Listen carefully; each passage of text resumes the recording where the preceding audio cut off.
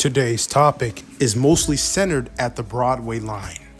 The Broadway line, excluding the Q, is arguably one of the most embattled and dysfunctional branches in the entire subway system. While the R train often takes the brunt of criticism, it's far from being the only weak link. The N and W trains contribute heavily to the chaos. The N derails efficiency by abruptly switching to local tracks at 49th Street, disrupting flow and confusing riders. The W, meanwhile, is geographically limited, serving only Manhattan and Queens, unlike the N and R, which reach Brooklyn. This forces Brooklyn-bound commuters to transfer at Whitehall Street, often to the sluggish R, a move that feels more like punishment than transit planning. The W's shortcomings are especially glaring. Number 1, it doesn't run on weekends. Number 2, it fails to support the R's abysmal 3 trains per hour frequency. Number 3, it ignores the growing demand for direct Brooklyn access. Number 4, Whitehall Street only has a middle track for the W to terminate at, which could delay other W trains that have to terminate at Whitehall Street and Brooklyn-bound R trains, which are behind W trains. In contrast, the Q train is poised and crowned for a renaissance. Its future gleams with promise as it expands along 2nd Avenue, redefining what Broadway service can be. But what if the N and W could share in that future glow? What if they weren't just tolerated, but celebrated?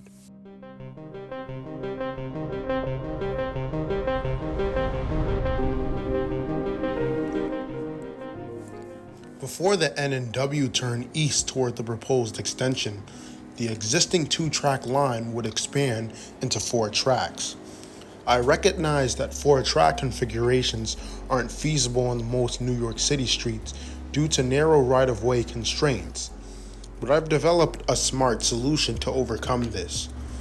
Elevated portions of the subway should begin incorporating innovative structural designs.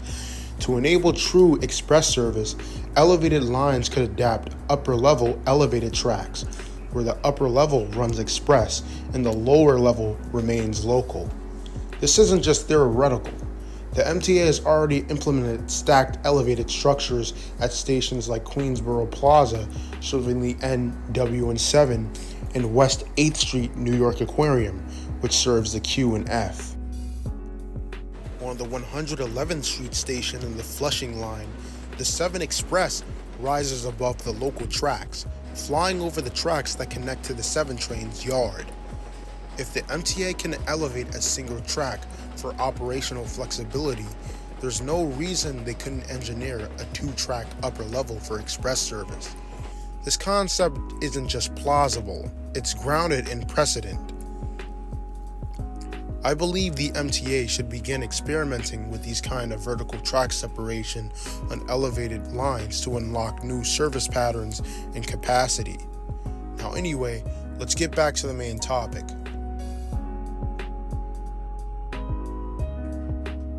The N and W trains may be the underperformers of the Broadway line, but their potential in Queens is untapped and transformative. Today, we explore why these lines deserve a bold new purpose, an extension to LaGuardia Airport, followed by a visionary proposal along the Horace Harding Expressway. Starting with Phase 1, from there the N would bypass Steinway Street, 81st Street, LaGuardia Airport, Terminal B, making a direct stop at LaGuardia Airport, streamlining service and minimizing travel time. Now, some of the proposed N and W train maps have stops at all terminals, but I believe that's overkill. Terminal B is the crown jewel of LaGuardia Airport. It's the busiest and most popular terminal. It earned a rare 5-star rating from Skytrax twice. Its modern design, intuitive layout, and public art installations make it the emotional and functional heart of the airport. Terminal B isn't just a transit node, it's a destination. Currently, it takes a patchwork of 4 overcrowded buses to make that journey. That's not just inefficient, it's unacceptable. Now here's where we get to phase 2.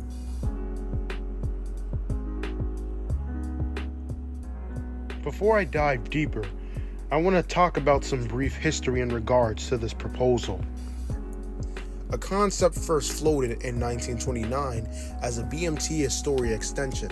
It was shelved due to the Great Depression, World War II, and later a post-war pivot toward highway construction. In 1968, the MTA revived the idea with the Northeast Queens line, branching off the I&D Queens Boulevard line, running along Horace Harding Expressway. The plan even proposed widening the expressway to 10 lanes with a central subway median, but local opposition favoring cars over trains derailed the vision. By 1975, amid New York City's fiscal crisis, the entire I&D second system was scrapped. The cancellation of the Northeast Queens line wasn't just a bureaucratic failure, it was a betrayal of transit equity. Today, we have a chance to correct that.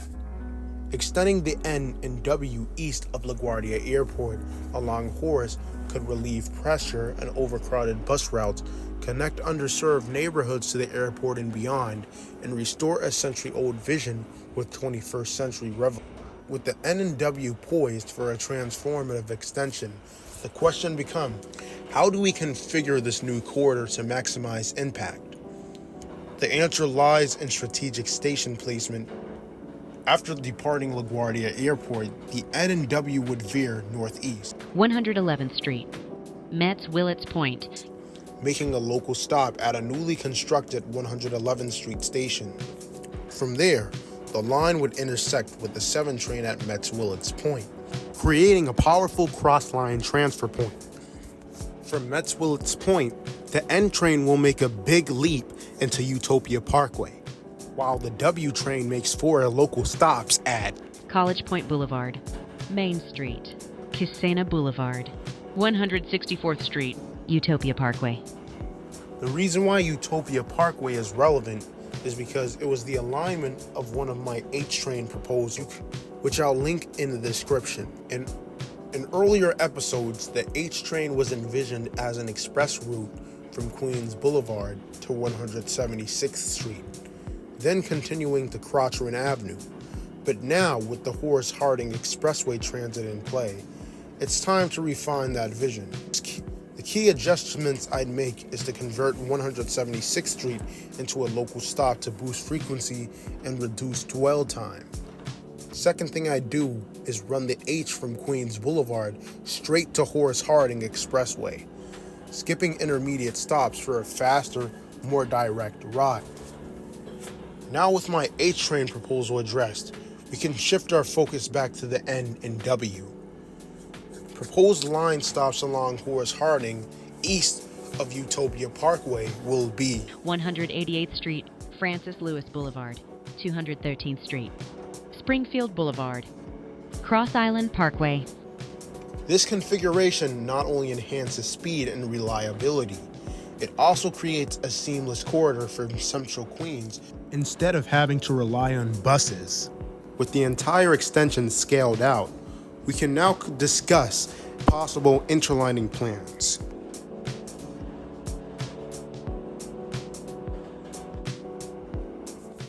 Now let's talk strategy. A small but powerful de-interlining move could reshape service across Queens. By merging the I&D and BMT Horace Harding Expressway proposals, we can unlock a new layer of connectivity. The G train reimagined. With the N and W extension complete, we introduce a G train branch that diverges from the Queens Boulevard line after Northern Boulevard. This branch would also have an additional 108th Street station. This branch would serve more of a western side of Horace Harding Expressway. It would reinstate the G's legacy as a Queens-centric line, and it would support Hillside Avenue Express service during rush hours. If the G train got extended along with this route, College Point Boulevard would rather be an express station, so N train riders have a chance to transfer south into the G train. This configuration restores the G's relevance in Queens, transforming it from a forgotten shuttle into a strategic connector. Now let's dive into a final topic that's less focused about the extension and more focused on how the N and W could be improved currently. Now let's be honest, the N and W trains are riddled with inefficiencies that make riders question the logic of their routing. And nowhere is that more obvious than at 49th Street. Now it's said that 49th Street is a very high demand station. But does a station have to be that highly demanded to the point where you have an imbalance of 3 locals and 1 express? Here's the kicker. This isn't a hardwired flaw. The track map shows 2 viable switches after 49th Street. One south of 57th and another north of 57th. So why force the N to switch prematurely, jamming up the R and W on the Queens side, while this can easily be refigurated at 57th Street? It's as if the N train has an identity crisis. Local, express, east, west, make up your mind. Riders deserve better.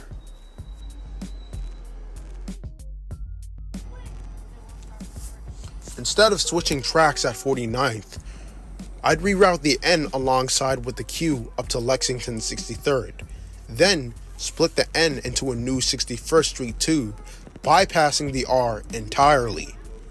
After Queens Plaza North, the N would reconnect with the W, creating a clean separation of service paths. Now for budget options, let the N switch to the F-Line's tracks via a new connector from 21st Street Queensbridge. This avoids interference with the R and simplifies routing. Now here's problem 2. We can reimagine the Sea Beach branch. The Sea Beach line has untapped potential. Now let's unlock this. What we can do is revive the 3rd track with power storage, allowing the N to fully run express and the W to operate independently. We can also upgrade 62nd Street, New Utrecht Avenue into a true express station, modeled after Newkirk Plaza, with a direct D train transfer. I'd continue the Sea Beach line going express all the way to 86th Street. And lastly, I would redesign 86th Street into an express station for the W train to have its own loop around. This redesign ensures the N and W trains no longer interfere with each other, streamlining service and improves reliability across the Broadway line. If all of these changes were to take action right now, the Broadway line wouldn't be deemed as a disgrace to the entire MTA fandom. This marks the end of the video, while another legendary episode awaits. Tell me your comments and thoughts. With that being said, I'll see you in the next stop.